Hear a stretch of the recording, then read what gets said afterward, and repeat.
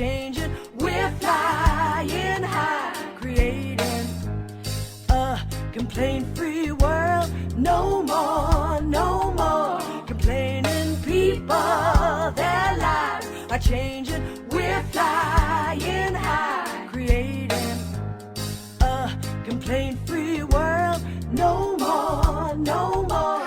Today, I want to talk with you about something that I am not a sports fan. I always say I had an absent father and a gay older brother. So thanks to my gay older brother, and I truly mean this, I love Broadway. I really do.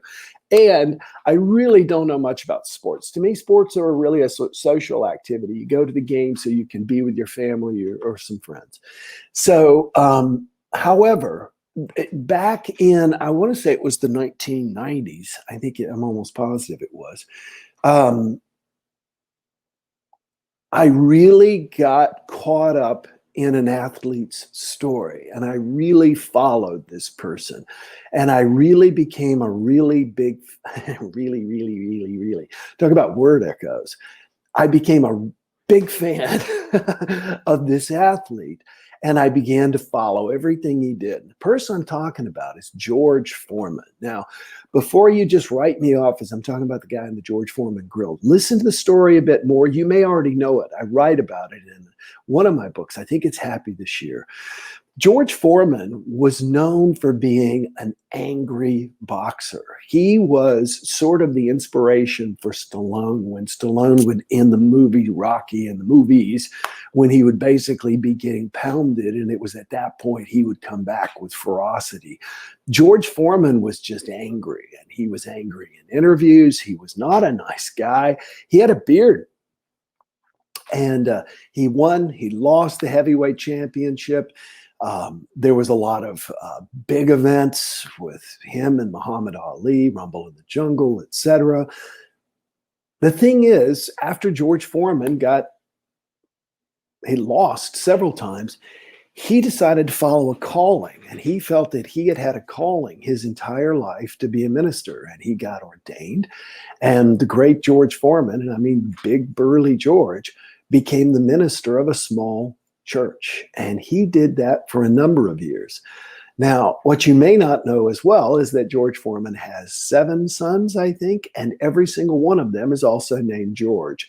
I won't get into how confusing that must be. I do think it's kind of cute, though, and it's certainly idiosyncratic.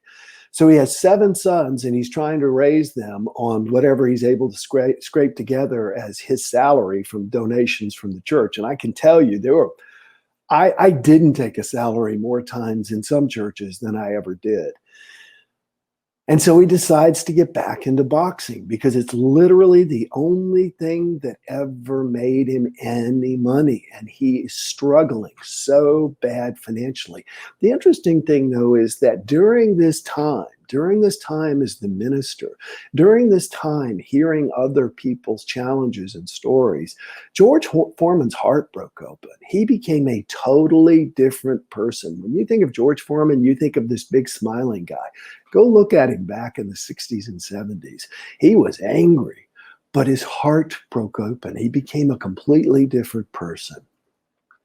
There was one problem, though. George was 40, and nobody had ever had a boxing comeback at 40.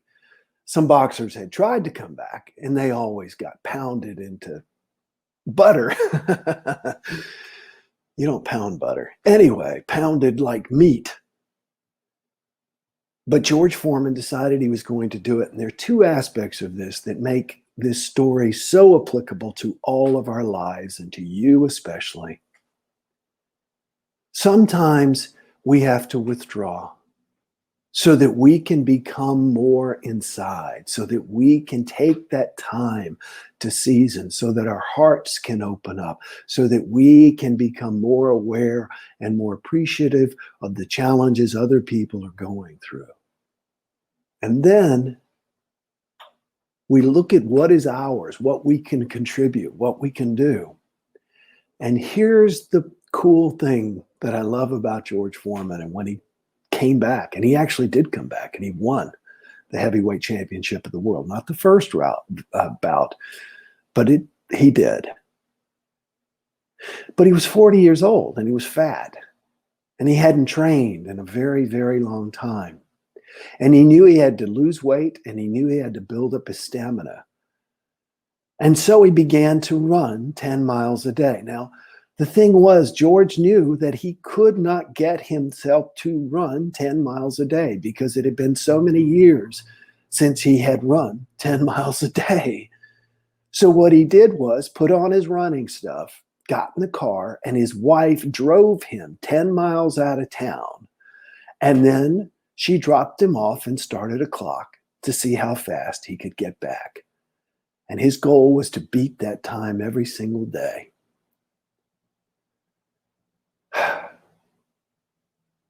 Wherever you are, you can find a way to get yourself to do whatever it is you need to do if you know clearly where it is you're going.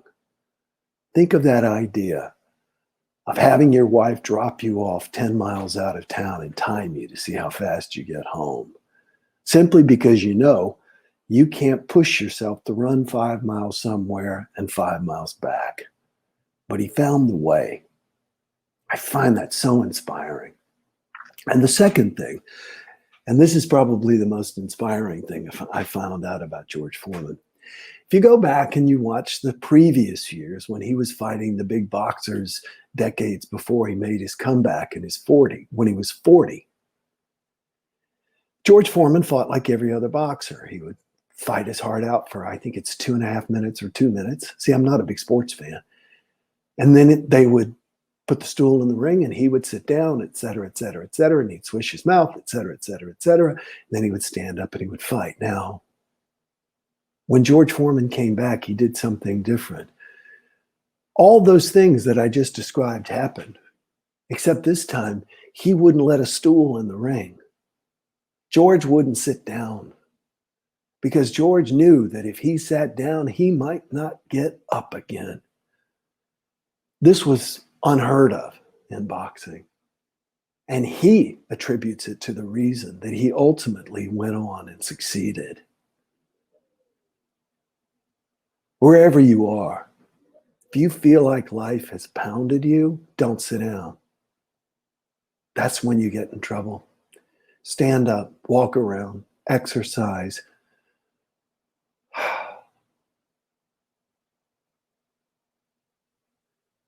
There's one other little interesting note I want to make about this point, and that is that about this story. And as I do that, it's time for you to share. Everyone click share. Who's going to be the first one to share this message and type the word share? Yesterday, I think it was Paula or maybe Jerome. My apologies if it wasn't. Speaking of comebacks,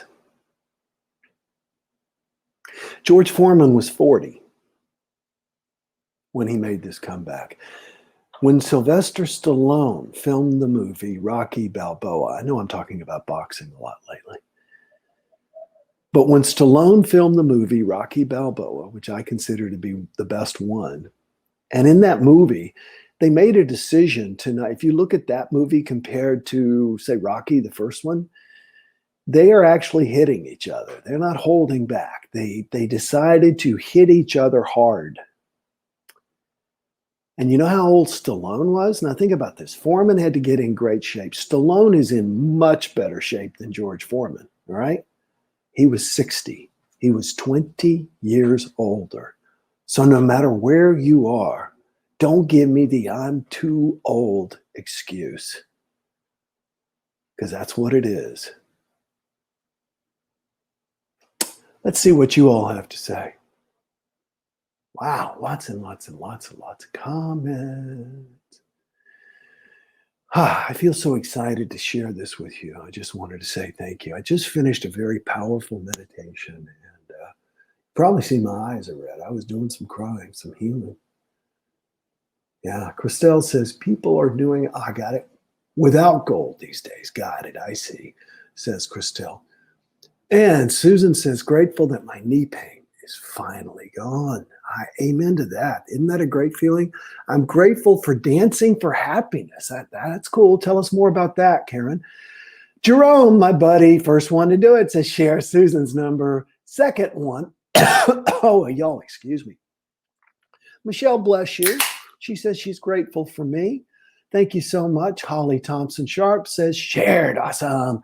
That's 3. Who else is going to share? Michelle Bland, 4. Thank you so much. Meemaw, thank you. Bless you all. It sounded like I was opening a beer, didn't it? Okay, Jumpstart's over. That's what the people here in the Keys. It is not atypical. I brought Teddy in this morning. And when people are down here to go fishing, which is the number one thing people come here for. Second thing would be diving. Anyway, it's not unusual to see people at 7 o'clock in the morning walking down towards the marina with a beer in their hand. Just a different world. And of course, there's no COVID in the Keys. There's no COVID in the Keys, because if there were, people would be wearing masks. It's 5 o'clock somewhere. Yeah, that's alcohol sales have skyrocketed from what I hear during COVID. I'm excited to be talking. Let's see if I know exactly oh, yes. Tomorrow we're going to talk about complaining indicators. Here's the thing about it. Those of us who really are even into the complaint-free movement and everything like that and work to try and not complain, there are some subtle indicators that we can watch for. And if we watch for the indicators generically, we don't have to worry about the individual complaints. I put my radio in the kitchen and disco dance for an hour. Karen, rock and roll. Awesome. So lucky you don't have COVID there. I know, isn't it awesome? Actually, from my perspective, we do have COVID. They're getting ready to throw a big party here for someone, and I really want to go. But the people here just don't believe in wearing masks, and so they're going to have this big party, and I shan't attend. Bless you all. Hey, make it a great day. I look forward to talking to you tomorrow about complaining indicators. It's never too late. Oh, and by the way, thank you to those of you who watch this on replay and then turn around and click share. Because like I said, we usually get 157 people who pop in and out here, 100, 200, but we get thousands who watch on replay. And it's thanks to you and clicking share. Take care. We'll see you tomorrow. No more complaining people. Their lives are changing. We're flying high, creating a complaint-free world. No more complaining people. Their lives are changing. We're flying high, creating a complaint-free world. No more.